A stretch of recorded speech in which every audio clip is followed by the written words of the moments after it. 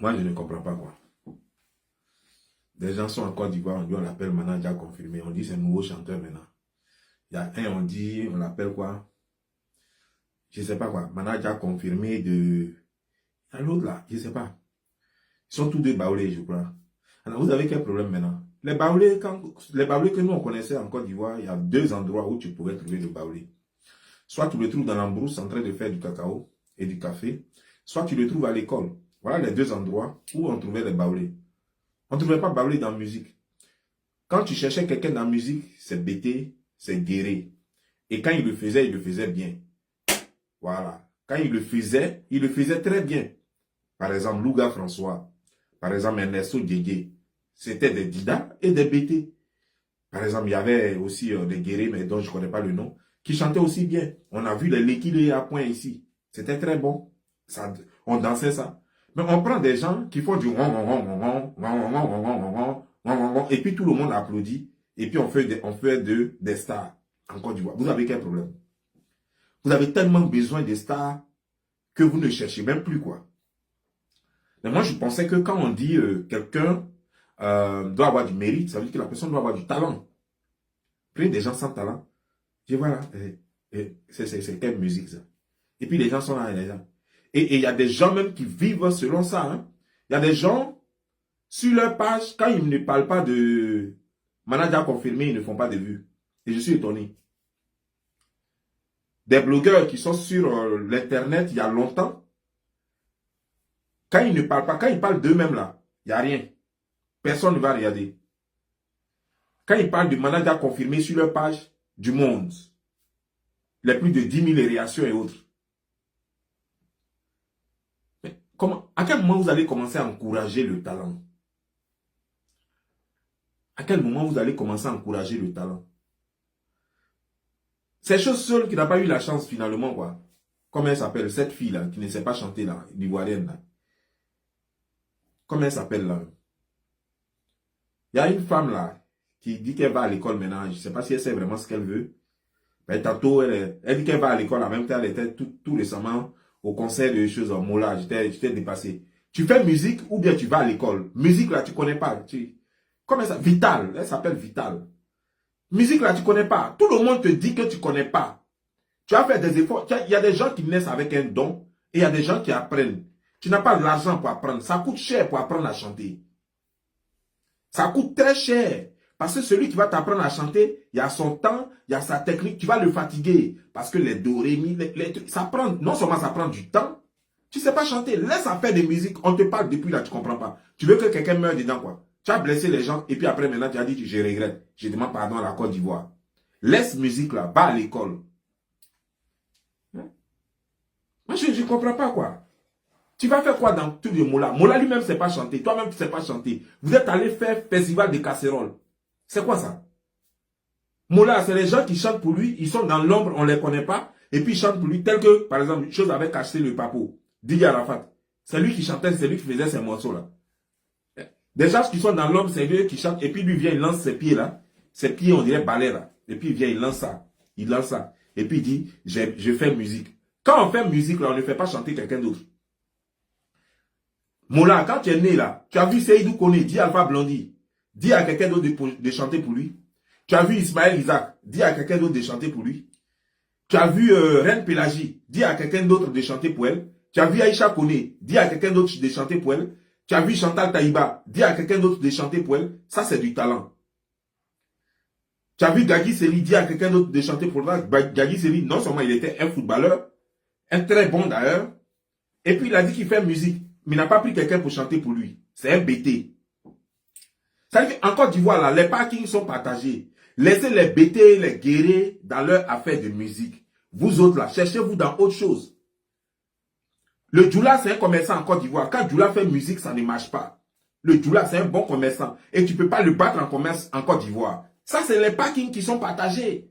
Vous quittez là-bas, vous venez me créer le désordre dans le pays. Depuis quand Djoula s'est chanté? Depuis quand? À part par hasard, puisque l'exception confirme la règle. C'est là que les choses, comment dire, genre, les Mamadou Doumbia, et puis l'autre là, merde, lui qui a chanté, tu as pris ma femme, j'ai pris ta femme là. Ça, c'est les exceptions qui confirment la règle. C'est un comme ça. Ça arrive dans le monde, mais Djoula n'est pas chanteur.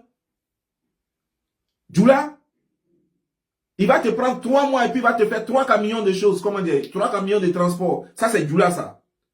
Djoula, il va partir de balanceur, en 6 mois, de balanceur à propriétaire de gros camions.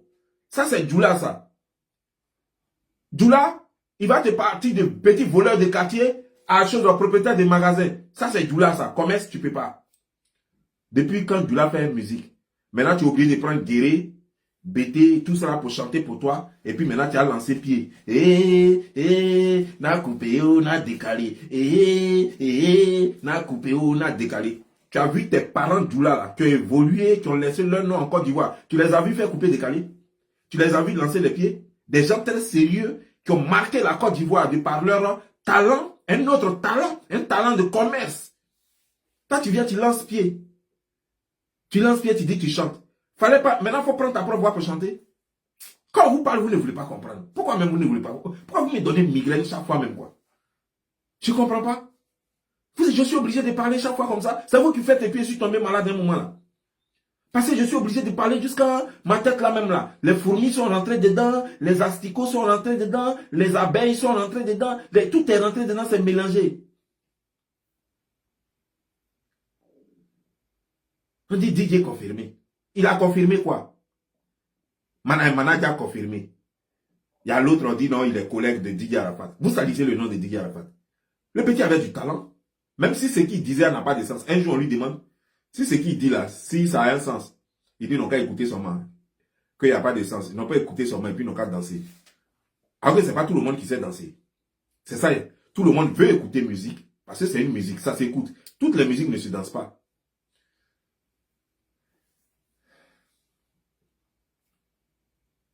Toi, Marco Pengouin, on a un compte à rebours. C'est pas clash, c'est décryptage.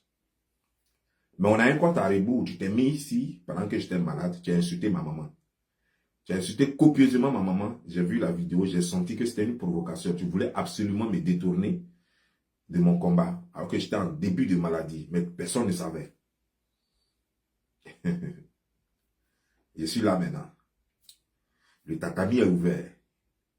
Il y a un baiser de ta femme qui est dans tombe là-bas, là, dans le cercueil. Il y a un baiser sur une puis elle te donné.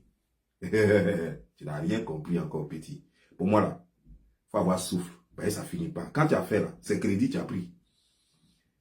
Quand tu fais, tu as pris crédit. Ben, il te donné ça. J'ai dit, il ne fait plus clash. Mais toi et moi, c'est clash à vie. Les gens ne savent pas ça. Mais il y a des gens intelligents qui savent que toi et moi seulement, c'est clash à vie. Il n'y a pas repos dedans. Chaque fois que je suis prêt, je t'allume. Voilà. Et toi, tu n'as rien à dire parce que tu es un menteur, tu es un voleur. Tu ne peux rien dire à quelqu'un sur l'internet ici. Tu es menteur tellement qu'on t'a certifié le menteur de la Côte d'Ivoire, le plus grand menteur de la Côte d'Ivoire. Il y a papier pour ça. Le gouvernement a produit un papier pour ça. Tu es le plus grand menteur. Mais je me pose la question de savoir comment un menteur certifié comme toi peut avoir 2 millions, de 2000 pasteurs. Ça veut dire que ça aussi c'est mensonge. Parce que tu allais prendre des gens à qui tu as porté des costumes, à qui tu as dit non qu'à se débrouiller pour payer costume, et que vous allez chaque fois, chaque année, chaque janvier, aller rencontrer le président de la République et puis va leur donner de l'argent. Et qu'il y a l'argent d'affaires d'église. Et tu fais tout, tu bouscules. J'espère que cette fois-ci, avec ça là, avec ce qui vient de se passer, où tu as été officiellement certifié de menteur, j'espère que on pourra respecter quand même l'image du président de la République de Côte d'Ivoire, parce que quand même le président de la République de Côte d'Ivoire représente tous les Ivoiriens. Il ne représente pas que des idiots, il représente aussi des intelligents, des gens qui veulent voir la Côte d'Ivoire évoluer. Il ne représente pas que des menteurs, il représente des vrais Ivoiriens qui savent faire la différence entre un religieux et un non-religieux. Donc je crois que pour ne pas salir l'image de ce président-là, son protocole fera l'effort de ne pas accepter que ce genre de personnes-là rendent visite quand même au président. Quelqu'un qui a été certifié menteur international, je ne vois pas de raison pour que le président le reçoive désormais. Un religieux ne ment pas. Tout le monde le sait. Et un religieux pris en faisant des lits de mensonges de façon officielle, je crois que il ne devrait pas faire partie de ceux que le président reçoit chaque janvier. En tout cas, c'est une doléance. Et ce n'est pas des doléances. Et j'espère que, au fait, ce n'est ni pour moi, ni pour le président lui-même, mais c'est pour l'image de la nation, en fait. Qu'est-ce qu'on retiendra? La Côte d'Ivoire.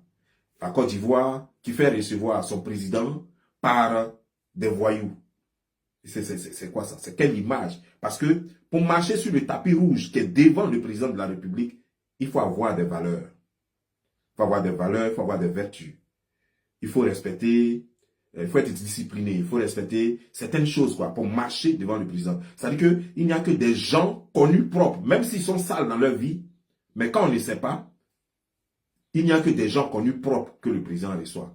C'est-à-dire que tu peux être même milliardaire, mais quand tu es voleur, le président ne va jamais te recevoir. Tu peux être même milliardaire, mais quand tu as mauvaise réputation, normalement le président ne doit pas te recevoir. Quand tu as mauvaise réputation, c'est-à-dire que quand le peuple ne t'aime pas, le président aussi est obligé de ne pas t'aimer. Makosso n'est pas aimé par les Ivoiriens. Makosso est vomi par la Côte d'Ivoire. Makosso est vomi par les institutions ivoiriennes. Makosso même devrait être normalement chassé de la Côte d'Ivoire. Il devrait retourner à Pointe-Noire, là où il est quitté. Voilà quelqu'un qui vient sur l'Internet. Il vient sur l'Internet avec une femme et c'est lui qui nous dit quand est-ce qu'il a marié la femme et tout, quand il galérait, blablabla, il a raconté toute sa vie. Mais cette femme était une menteuse endurcie. Elle a passé son temps à mentir. Elle est là, c'est elle qui faisait des prières pas possibles sur l'Internet. Tu la voyais, tu croyais qu'elle communiquait avec Dieu. Et comme Dieu ne dort pas, Dieu l'a frappé de son bâton magique pour lui montrer que, hey, on ne joue pas avec mon nom. Parce que chaque fois, c'est elle qui s'amusait avec le nom de Dieu. Abracadabra, blablabla. Ah, j'ai pas de chose. Elle disait même qu'elle avait la possibilité de guérir les gens à distance. Mais elle n'a pas pu se guérir. C'est ce qui est étonnant, quoi. Au fait, ça m'a sidéré. Le fait qu'une femme a pu guérir, parce qu'elle dit même elle avait guéri, elle a même donné des témoignages, des gens qui témoignaient qu'elle les a guéris à distance. Parce que Jésus n'est pas mort de maladie. Si c'était une maladie seulement, Jésus n'allait jamais mourir. C'est ça le problème. Aucun disciple de Jésus, les 12 disciples, là, aucun n'est mort de maladie. Ils sont morts de fatigue, c'est-à-dire que de maladie, de mort naturelle. D'autres ont été tués, mais personne n'est mort de maladie.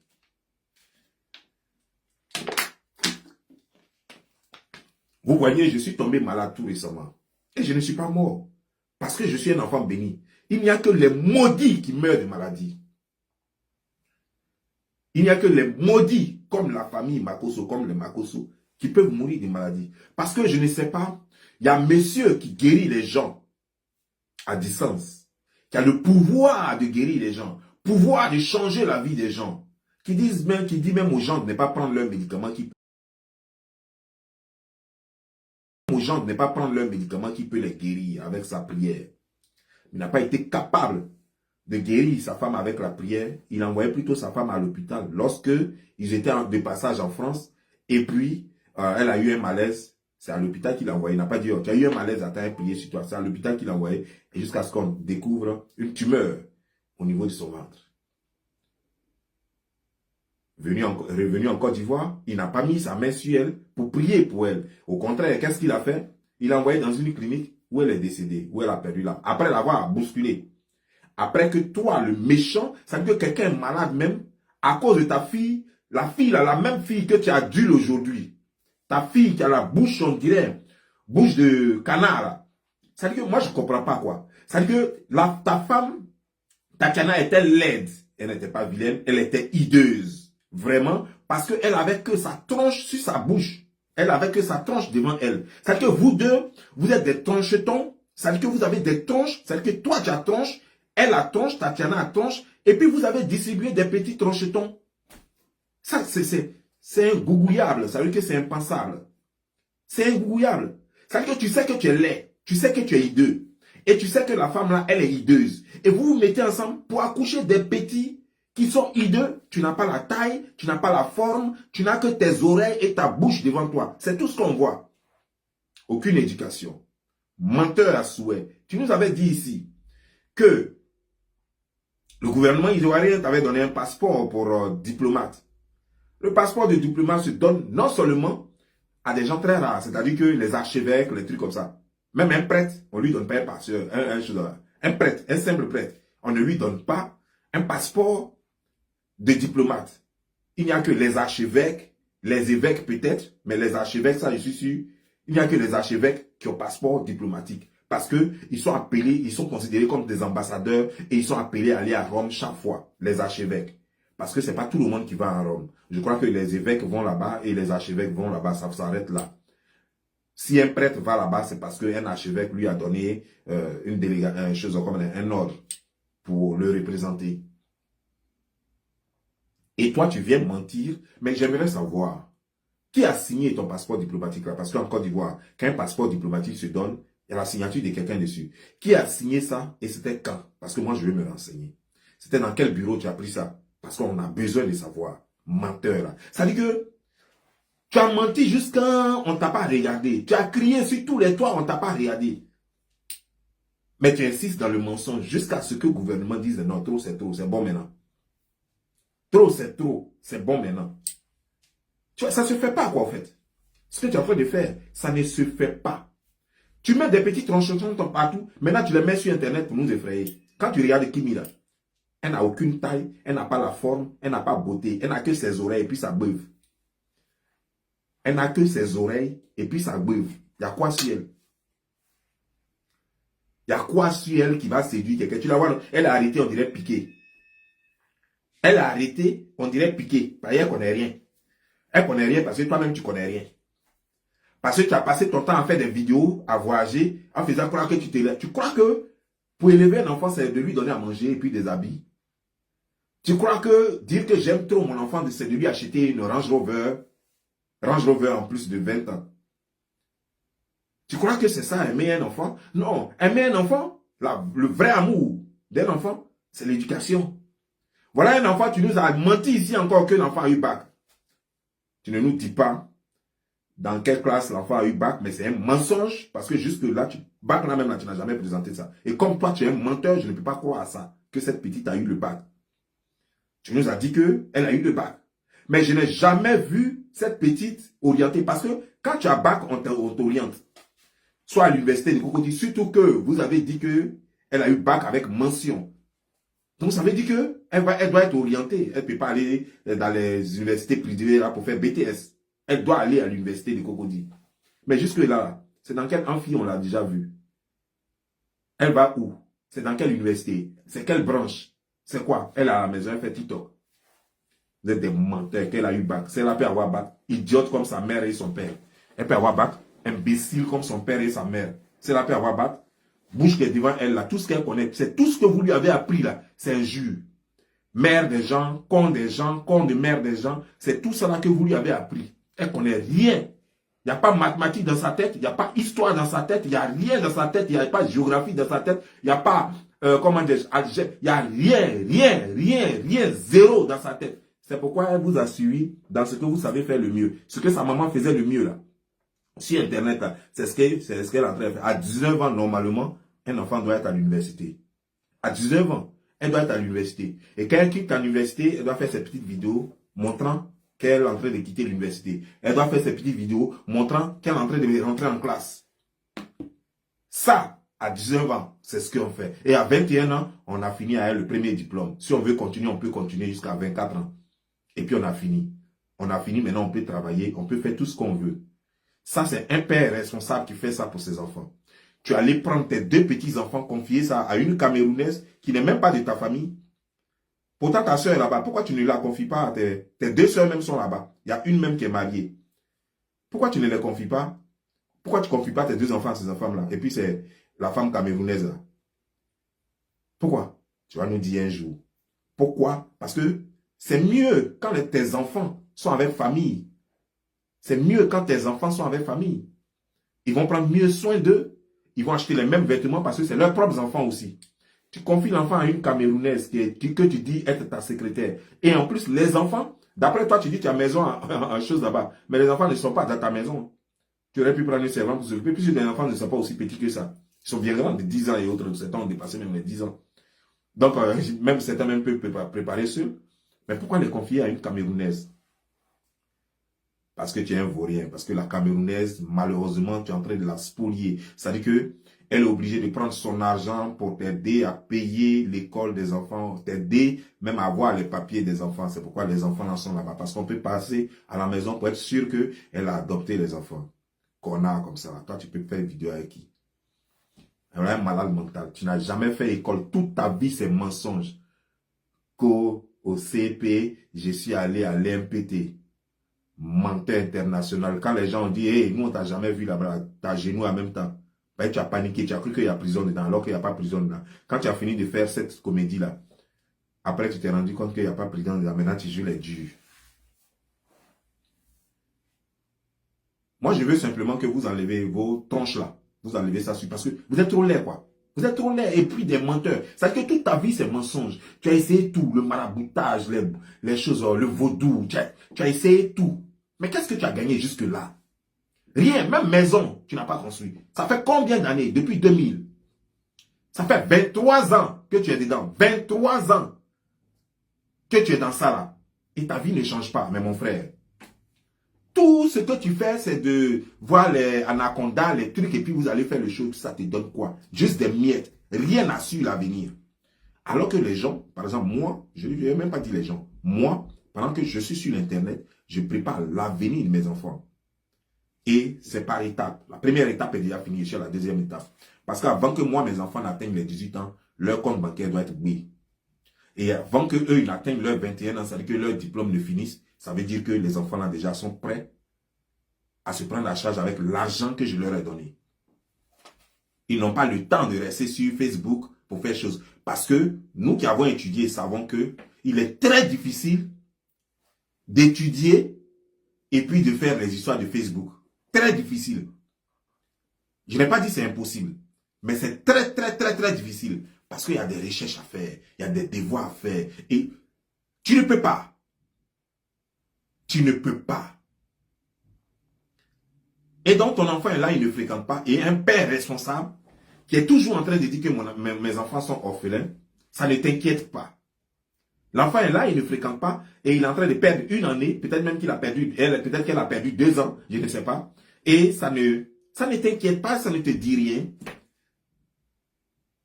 Et pourtant, les gens que tu vois en Côte d'Ivoire, là, que tu respectes, les ministres et autres, là, leurs parents étaient pauvres. Les Madou Touré, les trucs là, leurs parents étaient pauvres. Madou Touré, qui le connaissait? Personne ne le connaissait. C'est parce qu'il a fait papier. Il sait parler français, il sait rouler les R, il est intelligent, il a fait chose, il a défendu Alassane Draman Ouattara comme il se devait. Le gars l'a pris, il l'a mis là. Depuis, il l'a mis là. Ça fait plus de 10 ans, il est là. Il est devenu riche. Ses parents étaient pauvres, mais lui, il est devenu riche. Pourquoi? Parce qu'il allait à l'école. Parce que c'est l'école seulement qui peut changer ton statut. C'est-à-dire que toi, un connard comme Makoso, comme ça, Mako Pingouin, un connard comme toi, comme ça, avec ta bouche, avec ta tête, on dirait tête de cafard. Là. Parce que, est-ce que tu te regardes souvent dans un miroir même? Quand tu regardes ta tête là, tu ne vois pas que ça ressemble à cafard? On dirait grillon. Je ne sais pas si les gens connaissent grillon. Ça fait... Et puis ça creuse tout, et puis ça prend ses 2 pieds de derrière pour faire chose. Ta tête, on dirait grillon. Et la tête de ta fille, on dirait criquet.